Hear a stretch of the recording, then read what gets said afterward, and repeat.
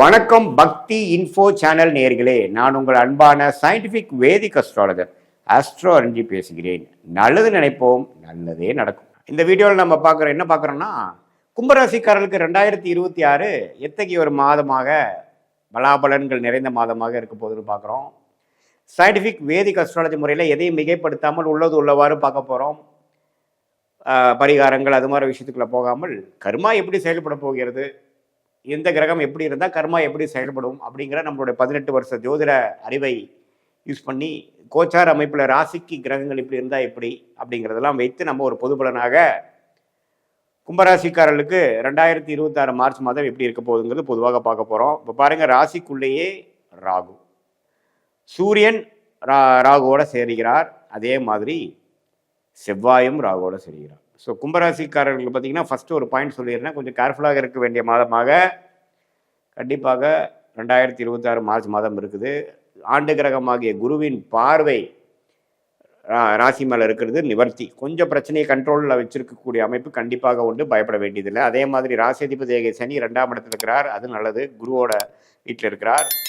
அதே மாதிரி ராசிக்குள்ள ராகு 7 கேது, அதை வர செவ்வாய் பார்க்கிறார், சூரியனும் சேர்ந்து விட்டார். ஸோ 7ஆம் இடம் என்று சொல்லப்படுகிற திருமணஸ்தானாதிபதி, நம்ம அன்றாட வாழ்க்கையில் மீட் பண்ணக்கூடிய கொலீக்ஸ், கஸ்டமர்ஸ், பார்ட்னர்ஸ் என்று சொல்லக்கூடிய கிரகமே பார்த்தீங்கன்னா அந்த சூரியனே ராகுவோட சேர்ந்திருக்கிறது ஒரு மாதிரியான ஒரு தன்மை.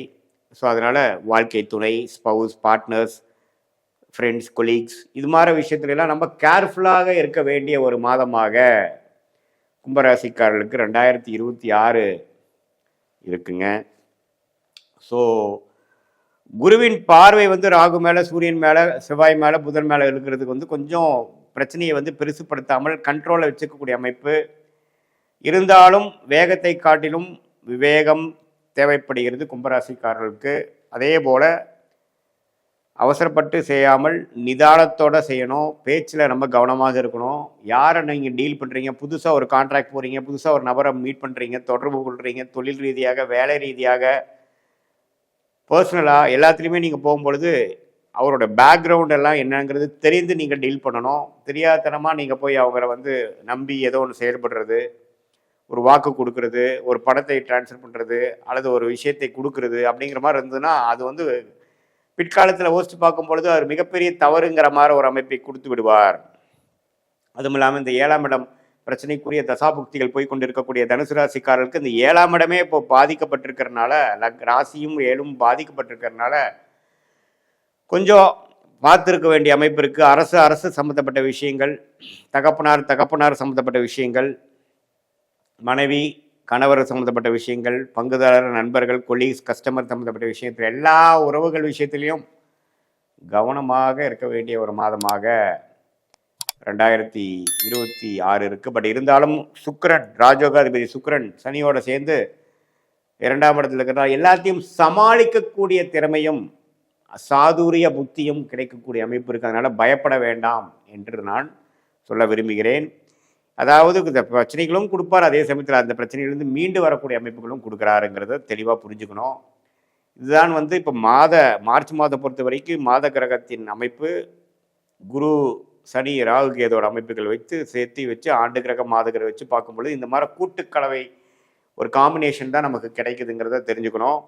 இதுவே உங்களுடைய பிறந்த தேதி, பிறந்த நேரம், பிறந்த உரை வைத்து உங்களுடைய ஜாதகத்தை போட்டு நீங்கள் எந்த மாதிரி லக்னத்தில் பிறந்தீங்க, நீங்கள் தனுசு, நீங்கள் கும்பராசியில் சதய நட்சத்திரமாக இருந்தாலும் சரி, அவிட்ட நட்சத்திரமாக இருந்தாலும் சரி, புரட்டாதி நட்சத்திரமாக இருந்தாலும் சரி, நீங்கள் எந்த லக்னத்தில் பிறந்தீங்க, எந்த தசாபுக்திகள் போய் கொண்டு இருக்கிறது.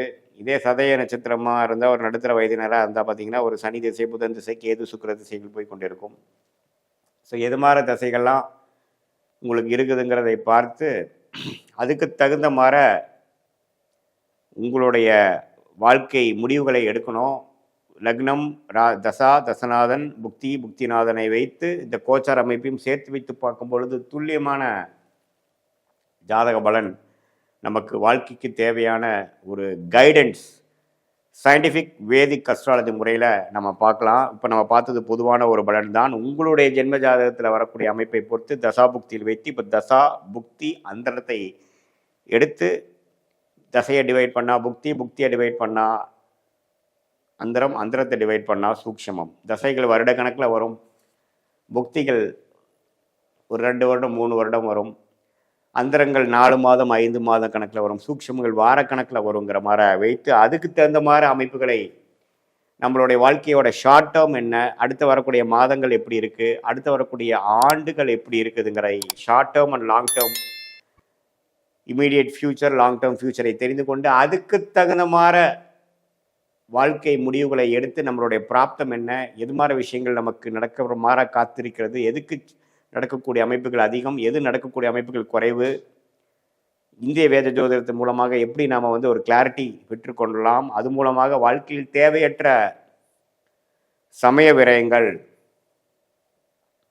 பொருள் விரயங்கள் எல்லாத்தையும் தவிர்த்து எப்படி வாழ்க்கையில் வெற்றி பெற முடியும் என்பதை தெரிந்து நம்மளுடைய சயின்டிஃபிக் வேதிக் அஸ்ட்ராலஜி முறை மூலமாக நம்மளுடைய பிராப்தத்தை, நம்ம கர்ம வினையை, நம்மளுடைய பிறவி பயனை அறிந்து நம்மளுடைய லக்கியான துறை என்ன, நம்மளுடைய அமைப்பு வேலை அமைப்பா அல்லது தொழில் அமைப்பா, படிப்பு எது மாதிரி படிப்புக்கு மாணவர்கள் படிக்கலாம், வெளிநாடா உள்நாடா, உள்நாடாக இருந்தால் அரசு சம்மந்தப்பட்ட உத்தியோகங்களா அல்லது ப்ரைவேட் செக்டாரா, சரி ப்ரைவேட் செக்டாராக இருந்தால் எது மாதிரி ஒரு துறை நமக்கு ஃபார்ச்சுனேட்டாக இருக்குது, நமக்கு சுக்கிரன் நல்லா இருக்கா, செவ்வாய் நல்லா இருக்கா, சுக்கிரன் நல்லா இருந்ததுன்னா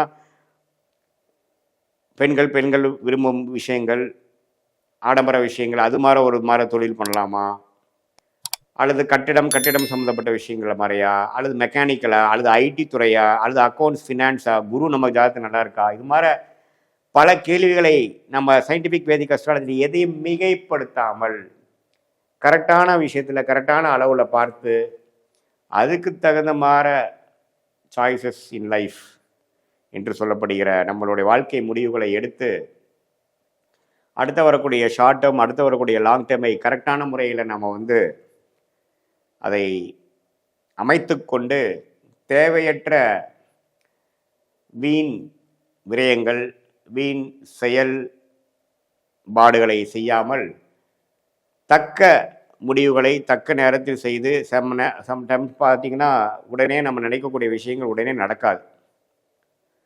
1 வருஷம் 2 வருஷம் இழுக்கும். அதுக்கப்புறம் நம்ம என்ன ஆகும், ஃப்ரஸ்ட்ரேட் ஆகும். அதுக்கப்புறம் இது எந்த மாதிரி ஒரு அமைப்பில் போகிறோம், நமக்கு பிராப்தம் இல்லாத விஷயத்தை செய்து கொண்டிருக்கிறோமா, நான் ஒரு ராங் டைரக்ஷனில் போயிட்டு இருக்கிறோமாங்கிறதெல்லாம் ஓரளவுக்கு துல்லியமாக பார்த்து அதுக்கு தகுந்த மாதிரி முடிவுகளை கரெக்டாக நம்ம எடுத்து எந்த விதத்திலும்